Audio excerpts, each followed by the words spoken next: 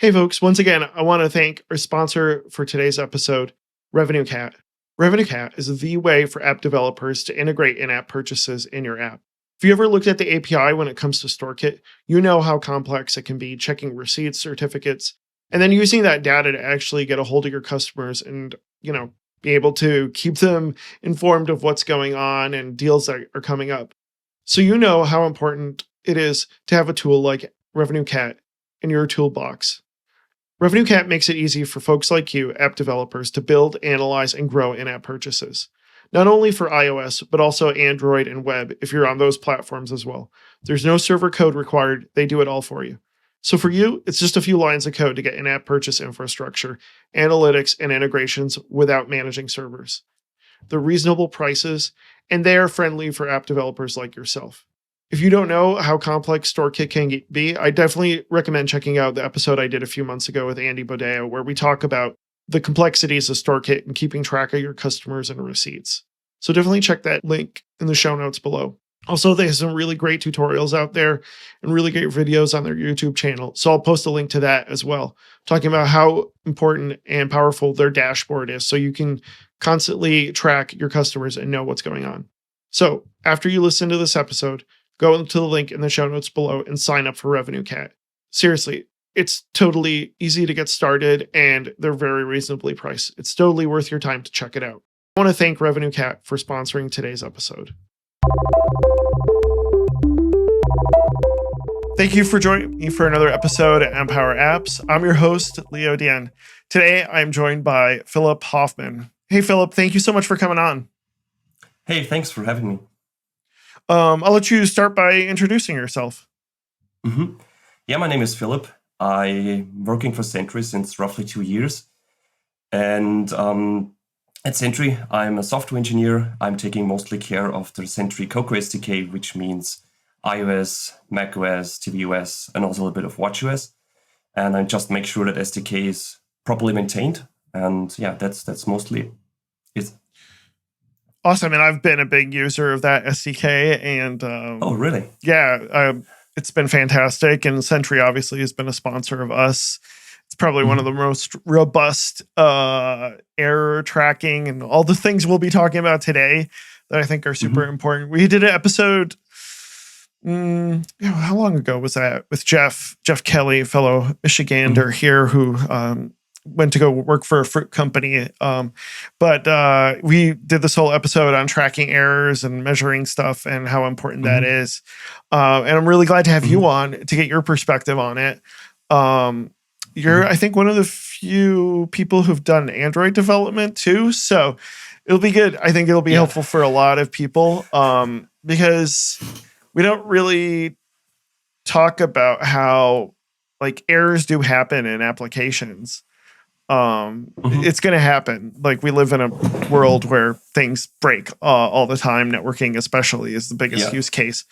But one of the things you've talked about in your blog posts is like measuring and tracking things besides errors. What are some important things that developers should know about when they're like building an app? What should they measure and track?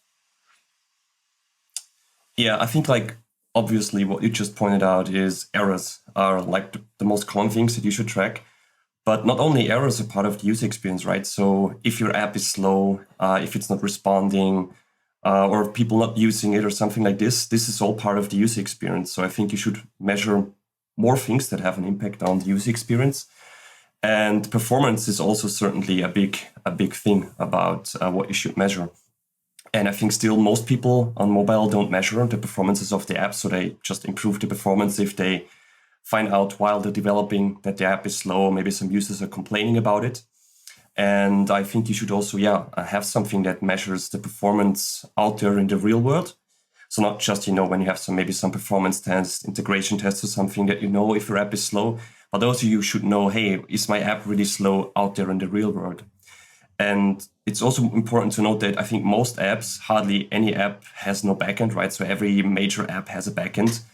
And also the backend is part of the user experience. So if your backend is slow, so it is going to be the experience that your users are going to have on your app is also going to be slow. So I think you should also link the whole system together and have a whole view of what has an impact on the user experience you're giving your users. Now, with an app like Sentry, it's a good question maybe to have is you mentioned something about backend and front end. Would you create one instance and share the same ID, or would you create two different instances? What do you mean by ID? So let's say you have like a SDK API key or something, right? Should you create two instances, one for the back end and one for the front end, or should both of those be measured on the same instance simultaneously? Does that make sense? I think what you're referring to is this DSN, like where you say like it's the project you're going to send the errors. Yeah. I think I would create different projects and different DSNs per kind of technology stack.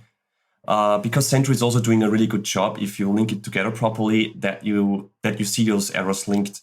For example, the app, especially if you use performance monitoring, there is a concept called distributed tracing. So what you can do is we have some HTTP headers that we also automatically inject for HTTP requests if you want that. You send this ID then to the backend, and you could also measure the performance there on the backend. And if an error is happening during that transaction, that's like a thing that you measure for the performance of your app. If an error happens on the mobile app and also on the backend, you would see those things linked together inside Sentry. Nice. So you still have those. Yeah, you see like the errors like per technology stack, but if some errors are related and you set it up properly, you actually see those linked together. Yeah. So going back to our discussion about performance, what specifically especially in iOS, what specifically should you track as far as performance is concerned? And what are some of the best ways to integrate that in your app, whether you're using UIKit or like say Swift UI? Yeah. I think one thing that like the first experiences your users are going to have is like how fast your app is launching. So one thing would be app start, for example. If your app is really slow, then especially like if you have apps like Google Maps or Apple Maps or things that you use on a daily basis or for transportation, and you just want to quickly check what's the fastest way from getting A to B or something. Or also if you maybe something like Twitter, where people just wait for the bus somewhere and I just quickly want to launch it and check something. And if your app takes 3 seconds to launch, that's a really bad user experience. So I think that's one of the first things that you should measure. And also, for example, maybe what we think is important is animation hitches and glitches. So when you scroll, if the frames are rendering properly, those are important things. And overall, also like the whole load times of your views, like how long does a view take to load until it's fully loaded? Those are, I think, maybe the most important things I think you should measure. And you had some, we'll link to some of the blog posts where you get more in depth on that particular part. And I know there's definitely been WWDC talks. I'll try to link to those as well, where they talk about how to optimize your launch times. Because, there's a lot involved that people should know about when it comes to launching an app and how to optimize that, especially in iOS. Yeah, I mean, that's a whole topic. I mean, you could do a whole episode, I think, around just that topic. Yeah, exactly. So one of the other things you talked about is user feedback. Do you want to explain exactly what you're talking about specifically there? User feedback. Yeah, I mean, user feedback is a very simple feature. So we already had this on JavaScript for, I think, quite a few years. The whole concept is that if your app crashes or maybe there's some bad experience happening, you can prompt the user with your own dialogue or whatever way that you want, and ask them for feedback, and they can just write in, okay, this is my name and this is what's happened to me, and I can just send you feedback, and then you can look at this directly at Sentry. The good thing is that we also link those together with errors. So what you could easily do is we have an API for asking the Sentry SDK, hey, did I crash on the last run? And if I crash, just give me the error ID, the event ID, then I can prompt the user for some feedback, and then I just send it to Sentry. And Sentry will match that together. So you will see the user feedback and also the exact crash that happened with all the stack trace information that you need. That's really interesting. I hadn't thought of that. And then like the user can like specify details and things like that. Kind of similar to what you get on a Mac, I guess, where like it says here, put in any notes, your app crashed, reopen or which is very cool. Now, how are you going to add that? Yeah. How are you going to add that to the Apple Watch? Because I'd love to see that. But I have no idea how you'd get users to add feedback, because it's already a pain in the butt to add text on an Apple Watch. Yeah. So what part of the process of building an app should this be like thought about or implemented in when you're like planning out an app? Like, at what point should you be like, okay, we need to start adding some of these metrics and some of these error tracking and things like that?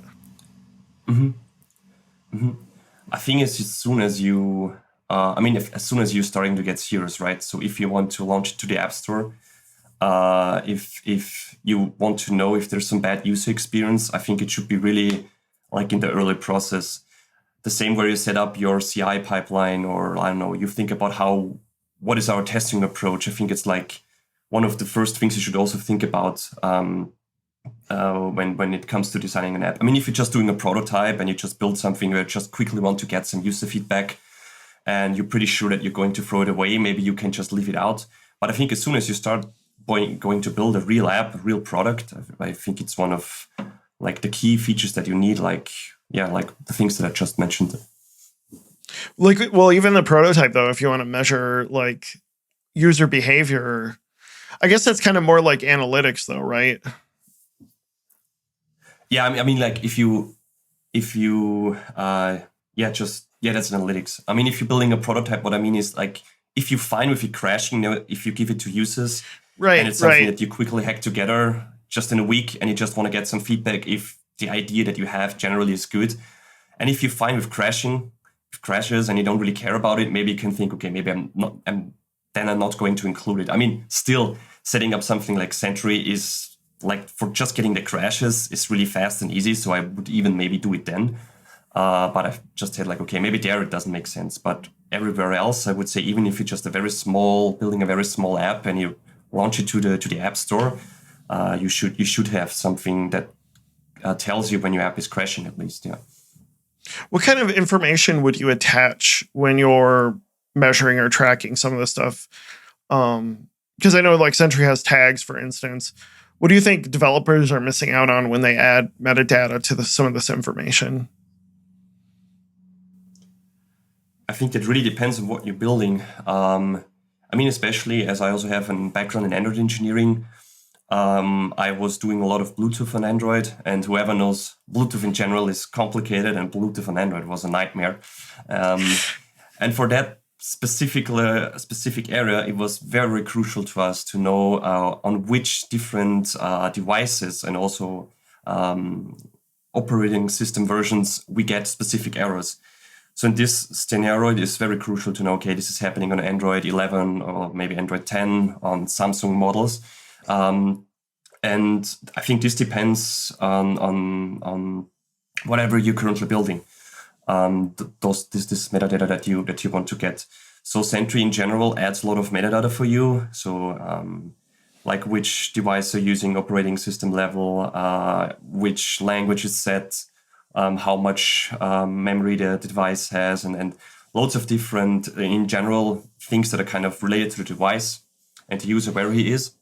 But then I think, it's for you to decide what is important for me. So you can set tags to maybe put your users into different groups. I don't know if he has some feature enabled specifically, you can add a tag or something. And I think I would just think, okay, when I'm going to investigate this issue, what is important to me that I want to find out? And then you can attach this information easily to every event that you send to Sentry. Yeah, that's a really good point. Well, you mentioned Bluetooth, but how about like networking? Are there anything specific to networking that you would recommend, like our good best practices when it comes to tracking errors or measuring performance? I mean, what we hear quite often is that people would like to see the exact request to send to the backend. They would like to know like what parameters they passed on. And I think one of your previous podcasts, the guy also explained that they were exactly putting this metadata into Crashlytics. And then they exactly had, okay, when we see the error, they could go to the backend guys and tell them, okay, this was the exact request that we sent, and this was the response that we got. And with Sentry, it's even cooler because we work on most common backend platforms. Like we support every major backend language.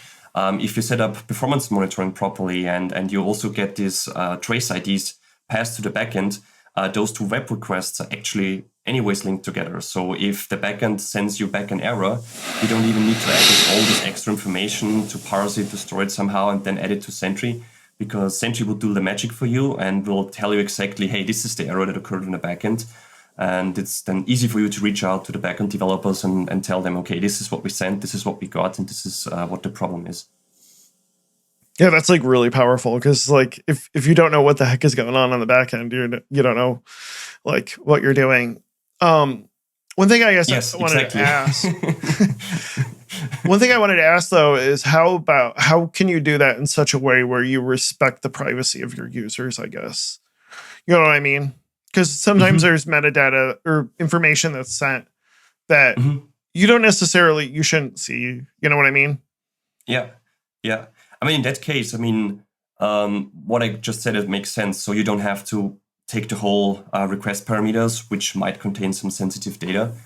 You just make sure that, per default, we don't even attach this to the spans that we create. So it's just maybe the URL roughly where you're pointing to.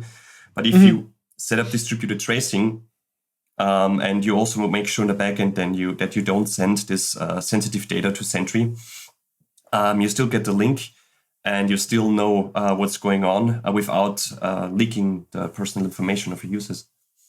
Okay, yeah, that's what I kind of figured. So if you have some of these errors or performance things, what are some tools that you would recommend to help with fixing and alleviating some of these problems? Or what are some tools that you use? Sorry, I didn't fully get it. Can you maybe rephrase it? Yeah, sure. Like, what are some development tools that you use to help you fix some of these issues, such as, like, networking issues and things like that? The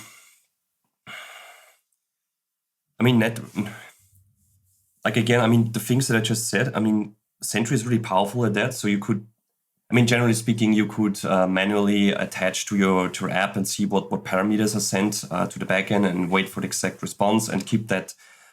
You just track this. But what I also did when I prepared for the Mobiles Vitals workshop and blog posts, I also played around a lot with Sentry. And it's sometimes really hard if you build an SDK to still, be in the perspective of the developers that are using it. What I really found most valuable is trying to get these two links between the front end and the back end. And the cool thing is also that even if you have a backend that's really huge with loads of microservices, you would still get the full picture. And I also found sometimes myself, when I was trying to play around with an app, because those profiling tools, this Xcode, for example, uses to show you like where are the slow parts of my application. So when I was building some parts in the Sentry SDK where I was thinking, okay, is this slow, is this fast, or how would this actually look like in a real app? So I was just playing around with open source apps, bigger ones, Firefox, for example, because it's open source. I found myself playing around with, okay, I created my own Sentry transactions and sending them to Sentry because those are the specific points in SDK that I wanted to measure. And I saw those transactions in Sentry and I saw, okay, this is fast, this is slow. And I also saw the link between the front end and the back end. And this is really cool because you can play around maybe with some network intercepting tools or with Xcode profilers. Those are really, really powerful. But also sometimes for me, the learning curve is a little bit high because you need to invest some time to fully understand, okay, how does this work? Where do I see, how do I find out where are my points that I actually want to measure?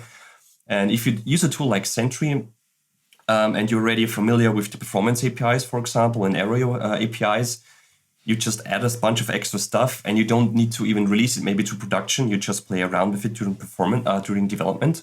And you would see where are my slow parts in the application. That's a lot of fun, actually. What you mentioned something about networking tools. What networking tools have you used? Like, I've been a big fan of Proxyman. That's one I've used on the Mac, and I know a lot of people use Charles Proxy. Are there any other, and then obviously instruments, you mentioned that, measuring stuff in Xcode there. Anything else that you use that you've found really powerful? I mean, what's always really fun to understanding an API is also Postman. I'm not sure if you know it. Like that's yep. Yeah. Just you catch some requests and do some replay to see, okay, if you just want to know how does the backend respond. That's a lot of fun. And also just it's always good if you have a good backend that is easy to set up to run locally. That's also usually a lot of fun when you have the app hooked up to your local backend and really seeing like how does the HTTP request go in, what does it do. But for that, of course, if the backend is a completely different technology, it's hard for you to maybe understand what's going on. But it's also usually a lot of fun playing around with the backend then. What are some other things developers should know about when it comes to some of this stuff? Like whether it's error tracking or dealing with errors and things like that in their app. Some other things to know about. I think one thing maybe that just came to my mind is that what you never want is that your users start complaining, right? So if there's something wrong, you should even know before your users, right? So it doesn't matter which tool you're using, but I think one of the key aspects is if you, for example, release a new feature and it's maybe critical and it might be that some things are crashing or some things are not working properly.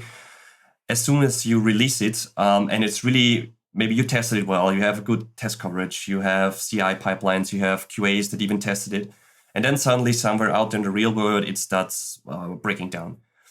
And you want to know this immediately, right? So there should be maybe something that, I don't know, your phone starts beeping or ringing and it tells you, hey, look at this, there's something going on, there's something happening. And you should, as soon as your users start writing bad reviews, you should already be fixing the bug and not just waiting for, I don't know, bad App Store reviews or maybe customer support telling you, hey, this feature is broken. A good thing is, I mean, if you set it up properly, it doesn't matter what you're using. You already know. I think that's also helps you to sleep better if you release something that's maybe I would say so. Could crash. Yeah.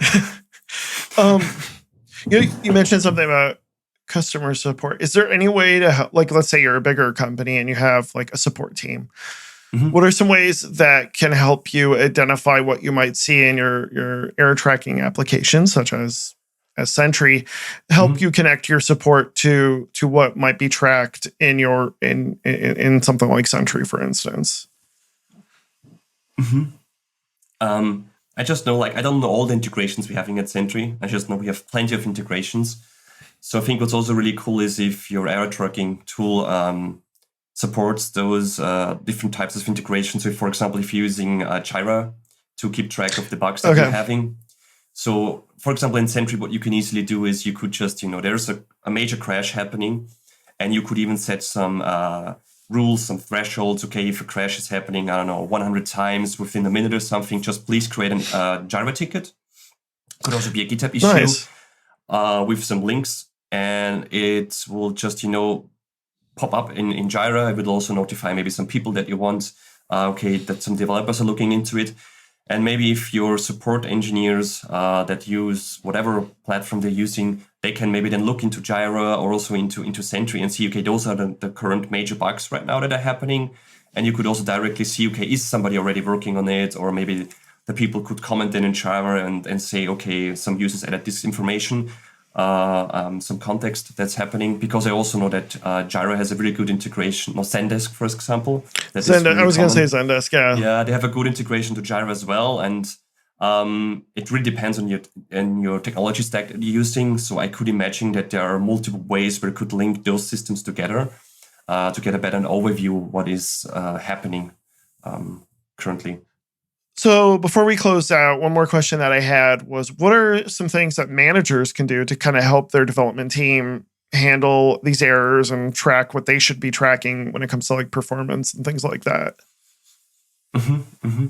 I think one of the most important things is that managers give their team the time to look at errors and also kind of including into the daily process. And also especially when you, for example, release a new feature that you plan on giving the team time, that there might be bugs, that they can fix it and they're not already busy with building the next big feature. And I think also kind of setting clear expectations. I think what most people don't do is, thinking about, okay, what is acceptable? How many errors do we want? So how many crash-free users or crash-free sessions do we want to have? What should we fix immediately? So if you immediately fix every single small crash or minor bug that comes in, especially if you get bigger, you won't be doing anything else than just fixing bugs. And you won't get anything done. So I think you should also set clear expectations. Okay, what types of crashes, what types of issues are things that where really everybody needs to stop and we need to immediately fix this? And then also give an understanding, okay, maybe some other features are delayed because of that. And what are the things that can maybe wait? So maybe I do like once a week where I just fix some bugs or something, depending also how many issues you're having. And I think that's a few things that managers can do. And also giving kind of clear responsibilities. So before I joined Sentry, I worked at my sugar where the last year we were like 10 to 15 Android engineers. And what always was really tricky was like whose responsibility is it to fix certain bugs, because the application gets bigger and there may be some parts that nobody ever touches. And then you need to clearly set expectations. Okay, who is going to look into Sentry on a regular daily basis and maybe is taking a look at the things that are crashing and distributing this to the correct teams, and kind of distributing the bugs that are happening. What is pretty cool in Sentry, for example, is that on GitHub there are code owners that you can define, for example.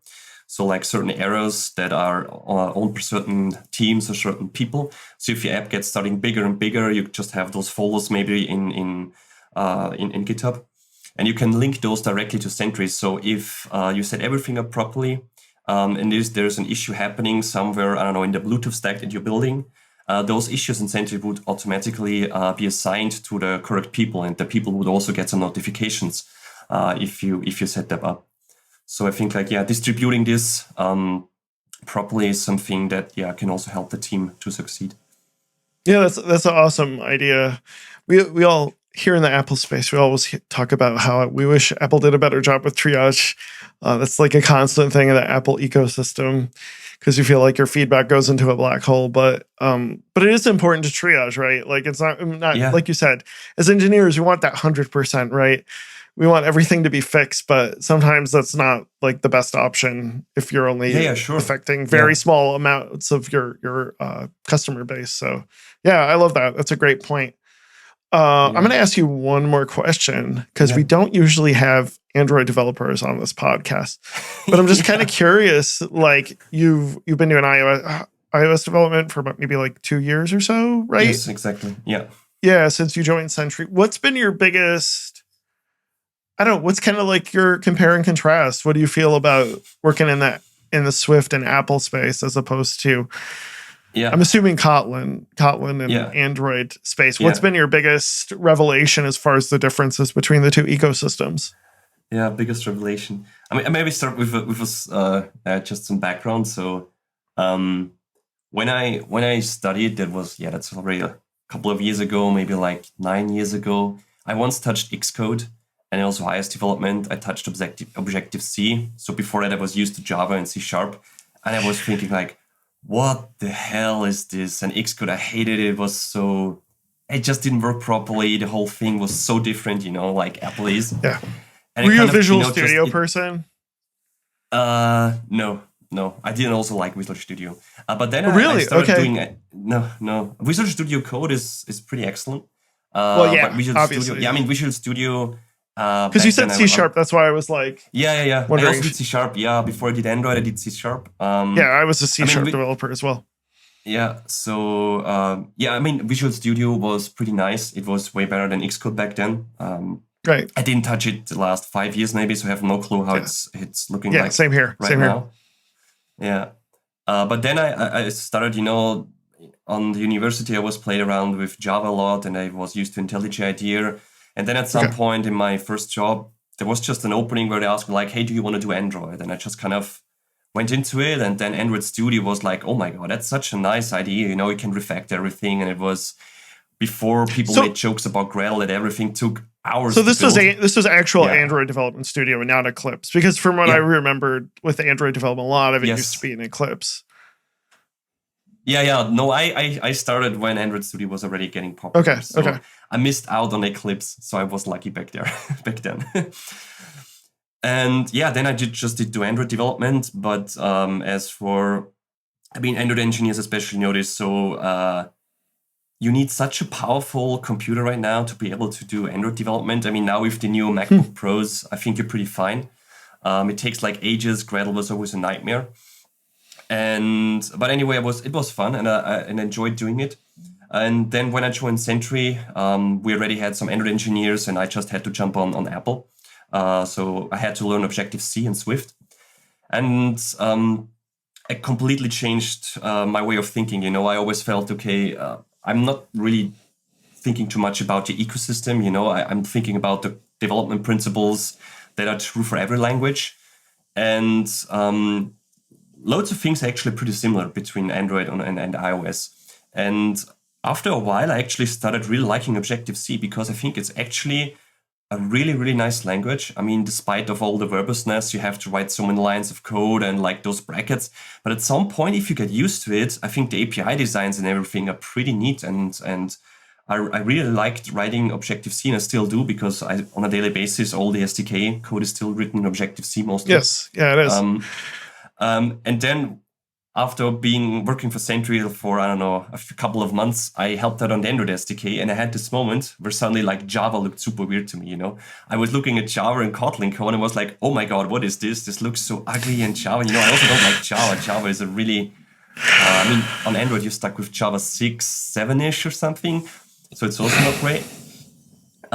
Is your Android SDK in Java still? Yes, still in Java. Okay. Because some customers, we also have like a plain, it's a Java SDK, so people also use it on the backend. And especially on the backend, Kotlin is not that popular, and they just don't want to add this extra 1 megabyte. And, that's why it's still in Java. So, so at some point, I really started to liking Objective-C, and I really still like it. I'm also almost a fan of Xcode. We all know like it's sometimes a really can be a pain, but some things are really, really nice. Like it's faster than Android Studio. It's the testing API, so like for performance and things, are really, really amazing. So if you once get used to these error messages that just pointing in completely weird directions, if you kind of, at some point start understanding this, I actually really started to like Xcode and Objective-C because it's really stable and also blazingly fast compared to Android. And this now brings me to your question, right? So what are the different gotchas? So Android Studio is still, it's way nicer. I still think that Kotlin is a way cooler language than Swift. So there's a few things that, that you can express with fewer words in Kotlin than you can do in Swift. So the language is putting a lot of thought into making it very, very precise and easy to write and to understand. But on the other hand, Android Studio is so loaded with so many features that whenever I open it up, it takes 2 minutes until it's ready to, updating all the indexes and doing so many things. And Xcode usually, and I'm just talking about SDKs, our SDKs are pretty small. So if you open up a real world app, it takes like for ages. So that are like two things, like Android Studio being very powerful but really slow, and Xcode having way less features, but it kind of makes sense because all those features kind of work and they're fast. And that's maybe a short summary. Is there anything else that I can add? Yeah, that's really interesting. I'm just kind of curious. I've never dealt. I have, I'll sometimes get into Android development just to try it out, but never have really like spent time on it. But I find that interesting. Anything else you wanted to mention before we close out? on on the Android versus iOS topic? Or No, just the error in general, like as far as like error tracking or any of that stuff. I think we covered it. Seems like it, right? Mostly. Yeah, I think so, yeah. Well, thank you so much, Philip, for coming on the show. I really appreciate it. Yeah, thanks for having me. It was fun talking about error monitoring and Android and iOS. Yes. Where can people find you online? Of course, on Twitter. So my username is Phil__Hofmann, because Phil_Hofmann was already blocked, taken by somebody else. Of course, on GitHub, Sentry, Cocoa SDK. We also have a Discord channel, so the easiest way to find it is just go on GitHub. There's a link for Discord. That are maybe the easiest way to reach out to me. Well, thank you so much for coming on, and we'll have a link to some of your blog posts as well. People can find me on Twitter. I'm at LeoGDM. My company is Bright Digit. Take some time to like and subscribe if you're watching this on YouTube, and if you're listening to this on your favorite podcast player, please post a review or or subscribe. It's been fun, and I look forward to talking to you in a couple of weeks with our next episode. Have a good one. Bye. Bye.